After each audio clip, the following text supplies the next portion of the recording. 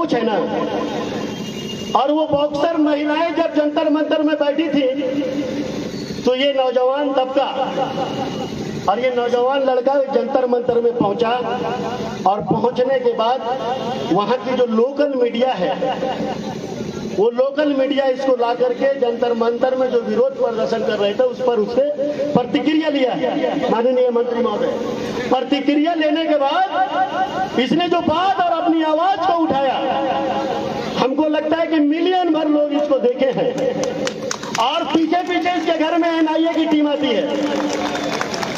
जोरदार ताली मारिए इसके लिए।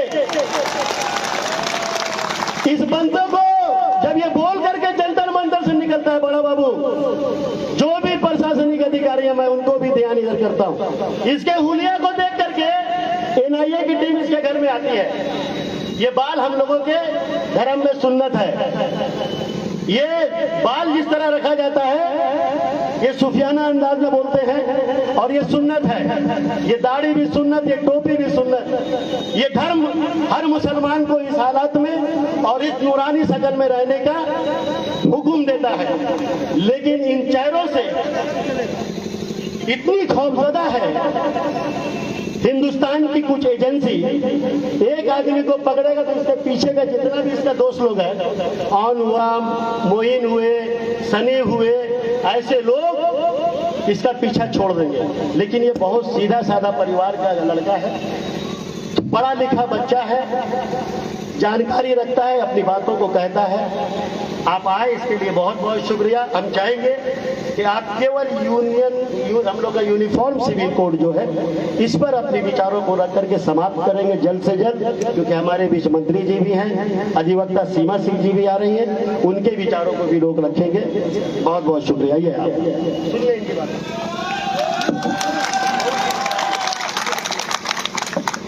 अस्सलामु अलैकुम व रहमतुल्लाहि व बरकातुहू।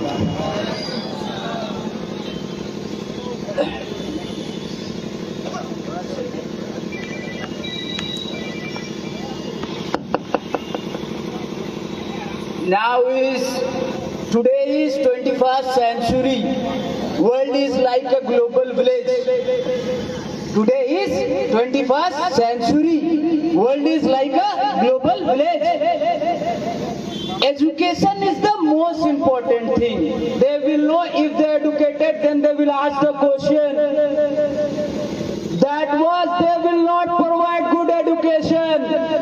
इन लोगों को पता है कि अगर ये शिक्षा इसको दे दिया जाए और ये शिक्षित हो जाए तो ये सवाल पूछेगा, हक मांगेगा।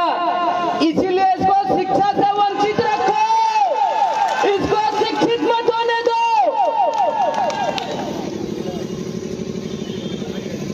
अल्लाह पाक कुरान में बोल रहे इक़रा बिस्मि रब्बिका, पढ़ो, अल्लाह का नाम लेके पढ़ो। दोनों जहां के सरदार हुजूर अरबी बोल रहे हैं, अगर इल्म सीखने के लिए तुमको चीन भी जाना पड़े तो तुम जाना। आपको मालूम है हमारे देश में एक कानून लेकर के आया गया जिसका नाम रखा गया यूसीसी, यूनिफॉर्म सिविल कोड। आपको पता है ये क्या है? ये एक तीर पे दो निशाना है, एक तीर पे दो निशाना।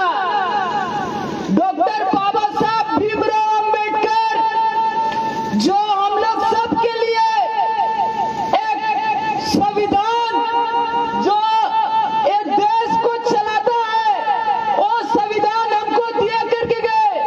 और उस संविधान में बाबा साहब जो संविधान दिए हैं उसमें क्या लिखा है पता है आपको? आप जैसा कपड़ा पहनना चाहते हैं वैसा पहन सकते, आप जैसा खाना खाना चाहते हैं वैसा खा सकते, आप जैसा अपना लिबास को इख्तियार करना चाहते हैं वैसा कर सकते। इवन आप जिस धर्म को फॉलो करना चाहते हैं उस धर्म को फॉलो कर सकते। इवन अगर आपको कोई धर्म समझ में नहीं आ रहा है तो आप किसी को भी फॉलो मत करिए। नास्तिक का भी प्रबंधन दे करके गए डॉक्टर बाबा साहब भीमराव अंबेडकर। तो मेरा भाई ये जो एक तीर पे दो निशाना है ना, ये क्या है मालूम है? ये आप लोग जानते होंगे दीक्षा भूमि के बारे। दीक्षा भूमि डॉक्टर बाबा साहब भीमराव अंबेडकर वहां गए थे। आज नागपुर में हेडक्वार्टर बना के रखा है कुछ आदमी, वहीं पर गए थे डॉक्टर बाबा साहब भीमराव अंबेडकर और जाके बोले हम हिंदू धर्म में पैदा हुए, मेरा वश में नहीं था, लेकिन हम मरेंगे नहीं, लेकिन हम मरेंगे नहीं। और त्याग दिए वो, और अपना समाज को 3 कैटेगरी में बांटे, एससी, एसटी, ओबीसी। कितना में बांटे? सिस्टम में लाने के बाद वो सीट को रिजर्व कर दिया कि मेरा आदमी इतना जगह हो, एससी, एसटी, ओबीसी का इतना आदमी वहां पर रिजर्व रहेगा। लेकिन आज क्या हो रहा है, हम लोग को बताया जा रहा है यूसीसी, यूनिफॉर्म सिविल कोड, और ये किसके लिए बताया जा रहा है? मुस्लिम लोग के लिए। लेकिन ये है क्या एक्चुअल में, पता है आपको? इससे ना एससी, एसटी, ओबीसी का जो जॉब का जो प्रावधान है, सरकारी जॉब वो खत्म, सरकारी जॉब खत्म। जब आप एससी, एसटी, ओबीसी रहेंगे ही नहीं तो फिर आपको जॉब किस बात का? बाबा साहब जो संविधान में लिखे हैं वो हिंदू नहीं लिखे, एससी, एसटी, ओबीसी लिखे हैं। और देखिए हम लोग यही के, हम लोग जब जान गए ना कि 33 करोड़ मालिक नहीं है, मालिक एक है, जब हम लोग ये बात को जान गए कि ये दुनिया एक, और ये दुनिया में हम लोग जो आए हैं वो भी एक बार जिंदगी मिला है, एक मौत भी आएगा एक बार, तो ये दुनिया को बनाने वाला क्रिएटर भी एक है। जब हम लोग ये बात को जान गए तो हम लोग क्या किए, ये दुकान से दूर हट गए, इन लोग चिढ़ गया हम लोग से, और आज हम लोग का ही भाई को, एससी, एसटी, ओबीसी को आज हम लोग से लड़ा रहा। तो मेरा भाई खेल को समझना होगा। अगर आज भी हम लोग नहीं समझे तो हम लोग का नेक्स्ट जनरेशन को देने के लिए हम लोग के पास कुछ भी नहीं होगा, हम लोग के पास कुछ भी नहीं होगा।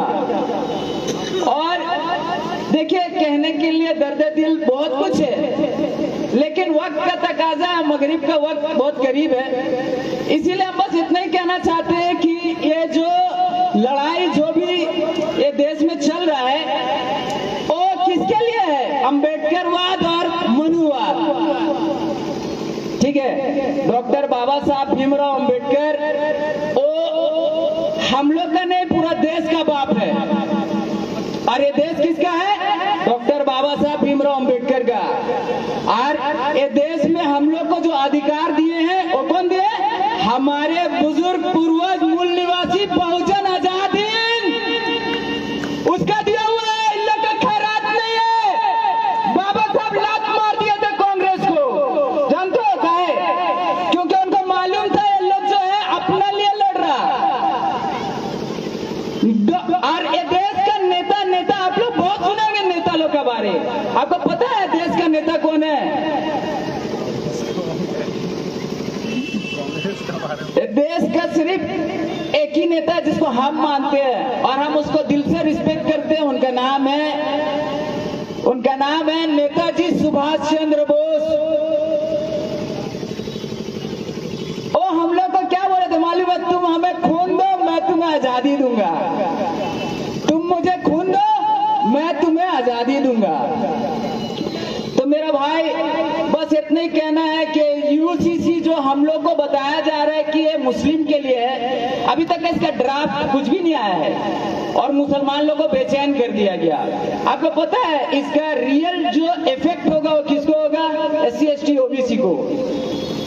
क्योंकि आज जो भी मेरा भाई आज एक अच्छा living of society, highest living of society maintain जो कर रहा है वो किस बेस पे कर रहा है? उसका बेस है जॉब, एजुकेशन। आज जब आपके पास जॉब ही नहीं रहेगा तो फिर आप कैसे highest living of society maintain करिएगा भाई? तो यहाँ पे एक तीर पे दो निशाना चलाया गया है। एक तीर है और दो निशाना है। निशाना एक नंबर पे मुसलमान और 2 नंबर पे एससी, एसटी, ओबीसी। तो मेरा भाई आज हम लोग सबको ये बात को समझना होगा कि हम लोग सब भाई है। आप लोग एक कहावत सुने होंगे, ये बहुत पुराना है लेकिन ये रियल है, ऑथेंटिक। जब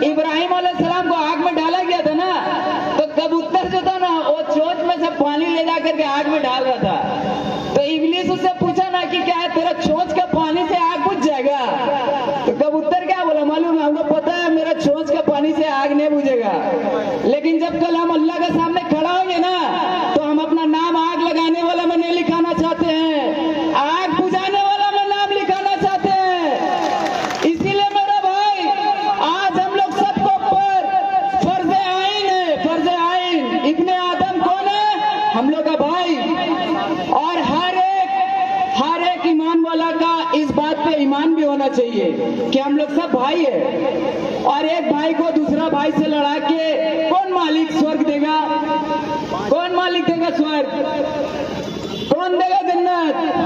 कोई नहीं मेरा भाई, कोई नहीं। इसीलिए हम लोग सब कोई का एक काम है। क्या काम है मालूम है? कि हम लोग सब कोई को मिल करके एक साथ एक आवाज पे एक कहना होगा कि हम सब एक हैं, हम सब एक हैं, और ये देश भी हमारा है, ये देशवासी भी हमारे हैं। तो मेरे भाई,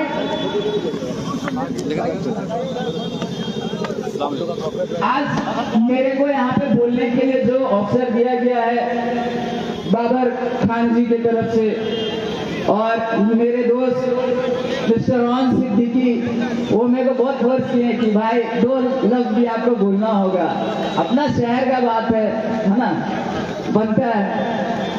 तो इसीलिए मेरा भाई देखिए, हम लोग कोई आलिम कारी मुफ्ती मौलाना नहीं है, ठीक है, लेकिन जो टैग अल्लाह पाक हम लोग को दिए उम्मती, ये उम्मत में पैदा होने के नबी लोग दुआ किए हैं, और एक नबी का दुआ कबूल हुआ है जिनका नाम है ईसा इब्ने मरियम, और वो अब आने वाले हैं।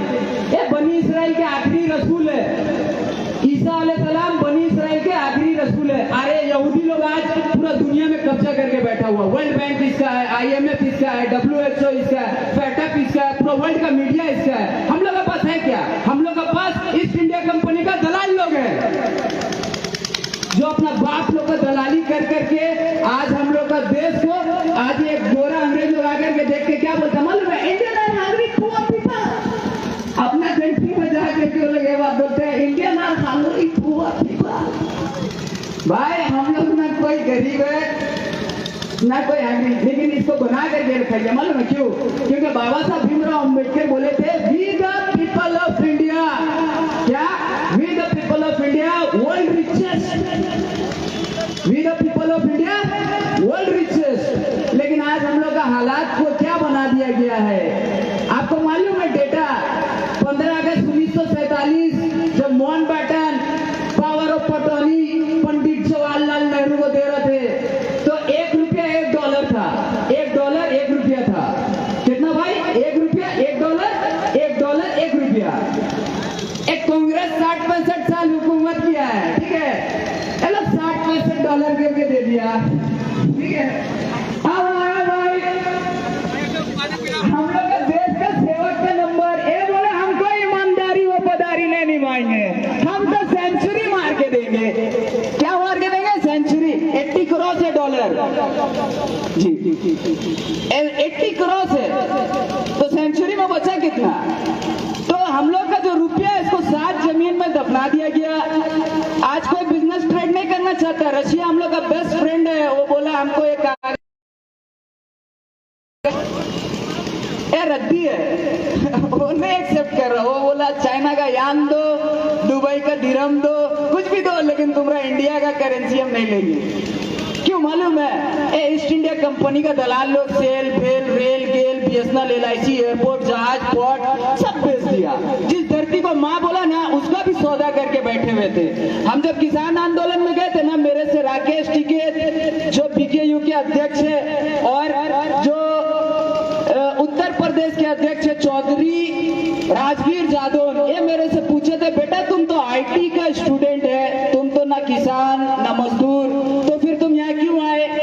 तो हम उससे पूछे थे, चौधरी साहब भूख लगेगा तो क्या खाएंगे, कंप्यूटर खाएंगे कि सॉफ्टवेयर खाएंगे? चौधरी साहब भूख लगेगा तो क्या खाएंगे, कंप्यूटर खाएंगे कि सॉफ्टवेयर खाएंगे कि मोबाइल खाएंगे? भूख लगेगा तो अन्न चाहिए होता, दाल रोटी चावल, यही खाता है आदमी। तो मेरा भाई इन लोग हम लोग को समझा रहा था कि किसान का आंदोलन नहीं मेरा भाई, हर वो एक व्यक्ति का आंदोलन था जो अन्न खाता है, जो खाना खाता है।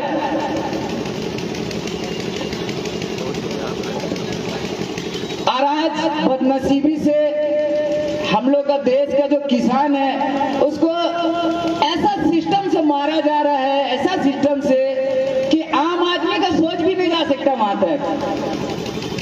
और हम यहाँ पर तमाम मेरे जो अहले ईमान भाई है उन एक बात कहना चाहते हैं, जो फोन हम लोग यूज करते हैं उसमें 5 फुट टावर है भाई, है ना?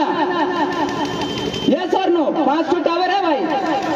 अगर वो टावर को हटा दिया जाए तो फोन क्या होगा? डब्बा हो जाएगा ना, कोई मतलब है उसका? उसी तरह अल्लाह पाक हम लोग को अपना घर से 5 बार बुला रहे हैं। कितना बार बुला रहे हैं? 5 बार। अगर हम एक बार भी नहीं जाएंगे तो क्या होगा? मेरा कनेक्शन मालिक से कट जाएगा, और जब हम लोग का कनेक्शन मालिक से कट जाएगा तो हमको कोई भी बजा के चल जाएगा। इसीलिए मेरा भाई, हम लोग का कनेक्शन सबसे पहले, ये दुनिया हमसे नाराज हो तो हो जाए, डजंट मैटर, मेरा मालिक हमसे नाराज नहीं होना चाहिए। ठीक है? मालूम है आपको, जो महीना हम लोग सेलिब्रेट कर रहे हैं मुहर्रम में, किस लिए मनाया जाता है? यजीद का बैत करना था इमाम साहब को, इमाम हुसैन को, लेकिन वो नहीं किए। यजीद का बैत नहीं किए। सिर्फ इतना ही करना था कि आप मेरा हाँ में हाँ बोल दीजिए। क्या करना था? मेरा हाँ में हाँ बोलना था। लेकिन इमाम हुसैन यजीद का बैत नहीं किए, और वो यजीद जीत के भी हार गया, और इमाम हुसैन हार के हर साल कर बोला मैं जीतते हैं इमाम हुसैन। तो मेरा भाई, ये जो शहादत अल्लाह को इतना पसंद आया ना कि कयामत तक के लोगों के लिए न्यू ईयर मुकर्रर कर दिए, नया साल। इमाम हुसैन का शहादत अल्लाह को इतना पसंद आया, जानते हैं जिनको जन्नत का बसारत अल्लाह का नबी बचपन में दे दिए, और जंग का मैदान में अल्लाह का हुक्म को पूरा कर रहे हैं। कहां पर? जंग का मैदान में। अगर एक वक्त का कजा भी कर देते नमाज तो क्या मैटर था भाई? कोई बहुत बड़ा मैटर था नहीं ना? हाँ? लेकिन वो हम लोग के लिए मैसेज था कि देखो जंग का मैदान है और अल्लाह का हुक्म है, वहां पर वो पूरा कर।